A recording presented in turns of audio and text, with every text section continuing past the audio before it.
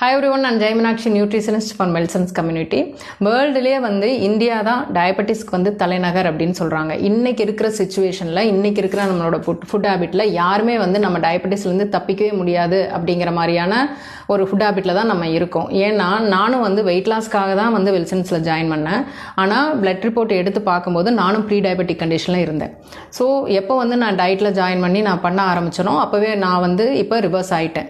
So இப்போ டயபெட்டிஸில் world number 1ல் நம்ம இந்தியா இருந்தாலும் 95% டைப் 2 டயபெட்டிஸில் தான் இருக்கும். இது கொஞ்சம் மனசுக்கு ஆறுதல் அளிக்கக்கூடிய விஷயங்க. ஏன்னா டைப் 2 டயபெட்டிஸுங்கிறது ஒரு நோய் கிடையாது, ஒரு குறைபாடு தான். இது டயட் மூலமாகவே சூப்பராக நம்ம ரிவர்ஸ் பண்ணிக்கலாம்.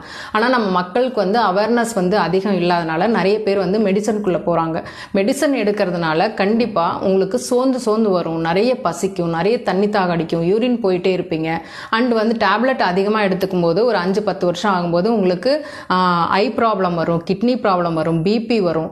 ஸோ இதெல்லாம் உங்களுக்கு பயமுறுத்துற மாதிரியே இருக்கும். ஆனால் கண்டிப்பாக இதை உங்களை பாதுகாக்கிறதுக்கு மட்டும்தான் சொல்கிறேன். ஸோ ப்ரீ டயபெட்டிக் கண்டிஷனில் நீங்கள் இருந்தீங்கனாலும் சரி, டைப் 2 டயபெட்டிஸ் நீங்கள் டேப்லெட் எடுத்துகிட்டு இருக்கிறவங்களா இருந்தாலும் சரி, இமீடியட்டாக எனக்கு இந்த நம்பருக்கு கால் பண்ணுங்கள். உங்களுக்கு டயட் மூலமாகவே நீங்கள் எப்படி ரிவர்ஸ் பண்ணிக்கலாம் அப்படிங்கிறத என்னால் உங்களுக்கு கைட் பண்ண முடியும். தேங்க்ஸ் ஃபார் வாட்சிங்.